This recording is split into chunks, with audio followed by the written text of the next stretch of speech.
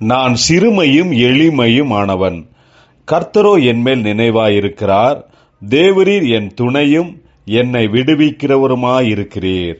கர்த்தருக்குள் பிரியமானவர்களே, உங்கள் அனைவருக்கும் இனிய காலை வணக்கங்கள். இன்றைய வேதவசன தியானத்திற்கென்று நாம் தெரிந்தெடுத்திருக்கும் வேத பாகமானது யோவான் 14 அதிகாரம் 21 என் கற்பனைகளை பெற்றுக்கொண்டு அவைகளை கை கொள்ளுகிறவனே என்னிடத்தில் அன்பாயிருக்கிறான். என்னிடத்தில் அன்பாயிருக்கிறவன் என் பிதாவுக்கு அன்பாயிருப்பான்.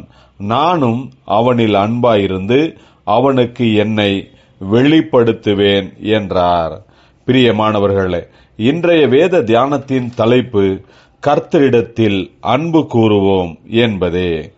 ஆண்டவர் இயேசு தம்மை பின்பற்றுகிறவர்களிடத்தில் நான் மரித்து உயிர்த்தெழுந்து என் பிதாவினிடத்திற்கு போவேன், நான் மறுபடியும் வந்து உங்களை என்னிடத்திற்கு சேர்த்து கொண்டு உங்களுக்காக நான் ஆயத்தம் பண்ணியிருக்கும் இடத்திற்கு உங்களை அழைத்து செல்வேன் என்று சொன்னார். அவருடைய சீஷர்களில் ஒருவனான தோமா அவரை நோக்கி, ஆண்டவரே, நீர் போகிற இடத்தை அறியோமே, வழியை நாங்கள் எப்படி அறிவோம் என்றான். அதற்கு இயேசு, நானே வழியும் சத்தியமும் ஜீவனுமாயிருக்கிறேன், என்னாலே அல்லாமல் ஒருவனும் பிதாவினிடத்தில் வரான் என்றார். அது மட்டுமல்லாது, என் கற்பனைகளை பெற்றுக்கொண்டு அவைகளை கை கொள்ளுகிறவன் என்னிடத்தில் அன்பாயிருக்கிறான். என்னிடத்தில் அன்பாயிருக்கிறவன் என் பிதாவுக்கு அன்பாயிருப்பான்.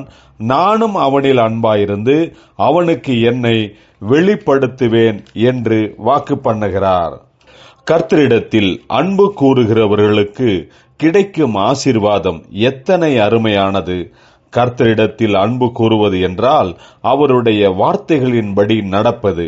அப்போதுதான் இயேசு தன்னை வெளிப்படுத்துவதாக வாக்கு பண்ணுகிறார். ஆகையால் கிறிஸ்துவின் வார்த்தைகளை கை கொண்டு நடப்போம்.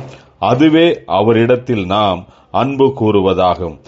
அப்போதுதான் நாம் இயேசுவின் பிரசன்னத்தை உணர்வோம், ஆசீர்வதிக்கப்படுவோம். ஜெபிப்போம். ஜீவனுள்ள தேவனே, எங்களிடத்தில் நீர் உம்மை வெளிப்படுத்தும்.